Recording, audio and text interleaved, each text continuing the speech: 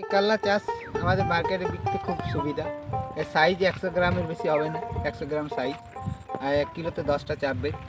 আপনার এই কাল্লা খেতে খুব সুস্বাদু আর প্রচুর পরিমাণে ফলন। আবার আমাদের মার্কেটও তার জন্য বিক্রি ভালো হয়। যারা একবার নেবে তারা বারবার চাইবে ওই কাল্লাটাই। তো নমস্কার দর্শক বন্ধুরা, আমরা এতদিন দেখিয়েছি আমাদের শশা চাষ দেখিয়েছি, তরমুজ দেখিয়েছি, আমরা বিভিন্ন শাকসবজির ভিডিও কিন্তু তুলে ধরেছি আপনাদের সামনে। আজকে এমন একটা শাকসবজির ভিডিও আপনাদের কাছে তুলে ধরবো। আজকে আমরা উচ্ছে বা যে করলা হয় সেই করলার কিন্তু ভিডিও আজকে আপনাদের সামনে তুলে ধরছি। আমরা এই মুহূর্তে রয়েছি আপনাদের পুরুলিয়া জেলার আমাদের রঘুনাথপুর 2 ব্লকের আমরা কাশিপাড়া গ্রাম থেকে আমাদের শ্যামাপদ বাবুর সঙ্গে রয়েছি। ওনার সঙ্গে আমরা পরিচয় করাবো আপনাদের, এবং উনি কত সুন্দর দেখুন দুটো ক্ষেতের মধ্যে তিনি করলা চাষ করেছেন এবং কত সুন্দর দেখুন প্রোডাকশনটা তুলছেন ইনি। এবং ইনি জানাচ্ছেন যে করলা যে চাষ পদ্ধতি সেটা কিন্তু অনেকটাই কিন্তু সহজ, যে কোনো ধরনের চাষি কিন্তু প্রথমবারের জন্য অনেকটাই প্রফিট কিন্তু আমরা করতে পারবো। উনি বলছেন যে রোগ ব্যাধি সেরকম কিছু নেই, এবং প্রোডাকশনটা যদি আমরা ঠিকঠাক টাইমে তুলতে পারি, অর্থাৎ আমাদের যে সারা বছর হয় সেই বছরের কোন মাসটাতে লাগালে এবং কোন মাসে ফসলটা তুললে আমরা একটা ভালো সঠিক আমরা কিন্তু দাম পেতে পারবো, সেইখান থেকে অর্থনৈতিক কিন্তু আমরা সহযোগিতা অনেকটাই কিন্তু এগিয়ে আসতে পারবো। তো চলুন আপনাদের সঙ্গে পরিচয় করা এবং ওনার যে অভিজ্ঞতার কথা সেই অভিজ্ঞতার কথা আপনাদের সামনে তুলে ধরছি। তো নমস্কার দর্শক বন্ধুরা, আরও একবার আপনাদের আমাদের চ্যানেল স্বাগত জানাচ্ছি। এবং এরকম ধরনেরই বিভিন্ন ধরনের অ্যানিম্যাল হাজবেন্ডারি এবং আমাদের যে শাকসবজি চাষের যে বিভিন্ন চাষি রয়েছে আমাদের পুরুলিয়া জেলা থেকে, তাদের অভিজ্ঞতার কথা আমরা ক্যামেরা বন্দি করে আপনাদের সামনে উপহার হিসাবে তুলে ধরছি। তো আপনারা সাথে থাকুন, দেখতে থাকুন, এইভাবেই কিন্তু আমাদের চ্যানেলের সঙ্গে জুড়ে থাকুন। আশা রাখছি আপনাদের ভালো কিছু আমরা উপহার দিতে থাকবো।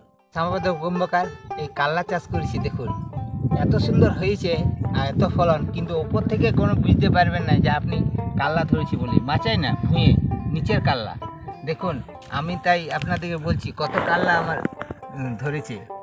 এক বিত্তা জায়গাতে অন্তত 15 থেকে 20টা কাল্লা তুলি। এই বছর প্রতি বছর আমি এখানে কাল্লা চাষ করছি, আজ প্রায় 5 বছর হয়ে গেল। এত ফলন যে কোনো বলার নয়, তুলতে পারি নাই। এক পাটিতে আমরা 20 কিলো করে কাল্লা বাইর হয়, প্রচুর লাভ। দেখুন কত কাল্লা ধরেছি। তো শ্যামাপদ বাবু, আপনার কাছে জানতে চাইবো এই যে করলা যে চাষটা, তো বিশেষ যে আমাদের সতর্কতা এবং কি অভিজ্ঞতা রয়েছে একটু আমাদের জানান।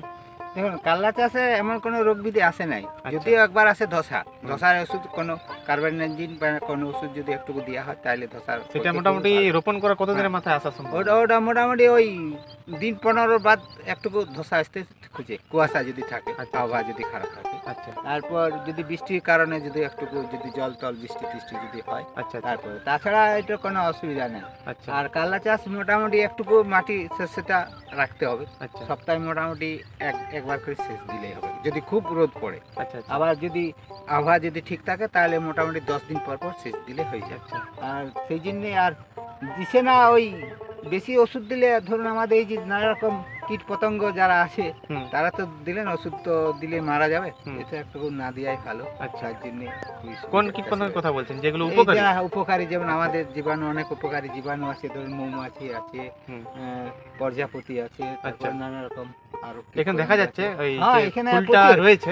এখন তো একটুকু বিকাল দিকে আমরা যখন সবজি তুলতে আসি, কাল্লা তুলতে আসি, তখন তো প্রচুর পরিমাণে গায়ে বসে দেয়, মাথায় বসে দেয়, প্রচুর পরিমাণে আসে। এত আসে বিকাল দিকে, মানে সকাল থেকে বিকাল দিকে একটু পরিমাণ। এইগুলো ফলন আনার ক্ষেত্রে এই যে বললেন বিভিন্ন ধরনের ছোট ছোট প্রজাপতি বা মৌমাছি, কতটা উপকারী, যত আসবে তত আমাদের ফলন বৃদ্ধিটা পাওয়া যাবে। আচ্ছা, পরাগরেণুটা যখনই আমাদের বৃদ্ধি হয় তখন বেশ পাওয়া যায়। দেখুন আমাদের যখন কুয়াশা আবহাওয়া থাকে তখন পরাগরেণুটা কম হয়, ফলনও কম হয়, মানে ওয়েদারটার উপরে নির্ভর করে।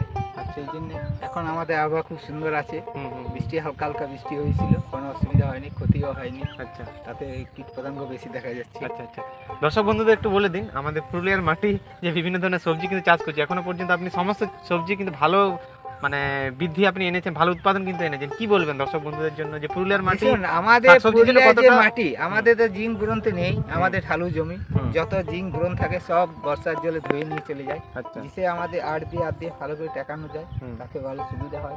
ধারে ধারে যদি গাছ লাগানো হয়, ফুল গাছ লাগানো হয়, তাতে চাষের পক্ষে খুব সুবিধা হয়। তাতে আমাদের জৈব সার একটু বেশি ব্যবহার করলে আমাদের খুব সুবিধা। এটা ওই প্রগতিজাত সরস্বতী পূজার দিকে যদি লাগানো হয় আপনার, তাহলে তাড়াতাড়ি একটু ফলনটা খুব তাড়াতাড়ি আসে, 60 থেকে 65 দিনের মধ্যে ফল চলে আসবে, রেটটাও খুব পাওয়া যাবে ভালো। এখন আমরা 40 টাকা করে পাইকারি রেট পাচ্ছি। হয়তো কাল্লার দাম কমে যায়, কিন্তু একটু আগে লাগাতে পারলে আবার প্রচুর পরিমাণে ফল হয়। আপনি মোটামুটি করলা বাদ দিয়ে এখন এই মুহূর্তে কি কি চাষ করেন? এই করলা বাদ দিয়ে শসা আছে, আচ্ছা, লাউ আছে, কুমড়ো আছে, ঝিঙ্গে আছে, তরমুজ আছে। আচ্ছা, এইগুলো মোটামুটি শাকসবজি লাইনের মোটামুটি সব আপনি মোটামুটি চাষ করেন। প্রায় সব চাষ করা হয়। শ্যামাবাবু, আপনাকে অনেক অনেক ধন্যবাদ। আপনি এভাবেই আমাদের চ্যানেলের সঙ্গে একটু আপনার সঙ্গে আমরা যোগাযোগ রাখবো, আপনি অভিজ্ঞতার কথা তুলে ধরবেন, ঠিক আছে? আপনার কথা বা আপনার অভিজ্ঞতার কথা যদি আমাদের নতুন চাষি ভাইদের একটু হলেও কাজে লাগে বা আমাদের কাজে লাগে, এতে করে অনেকটাই কিন্তু আমাদের উপকার আসবে। এভাবেই কিন্তু আমাদের পশ্চিমবাংলার কৃষি এগিয়ে যাক, এভাবেই কিন্তু ভারতবর্ষের কৃষি এগিয়ে যাক। তো ধন্যবাদ দর্শক বন্ধুরা, আপনাদেরকেও জানাই আপনারা এত সুন্দর এত ধৈর্য ধরে আমাদের চ্যানেলের সঙ্গে রয়েছেন। আমরা আশা রাখছি আরও ভালো ভালো ভিডিও ভালো ভালো কন্টেন্ট আপনাদের সামনে তুলে ধরবো। দেখা হচ্ছে অন্য কোনো ভিডিওতে নতুন কোনো কন্টেন্ট নিয়ে। ততদিন সবাই ভালো থাকবেন, সুস্থ থাকবেন। জয় হিন্দ, জয় ভারত।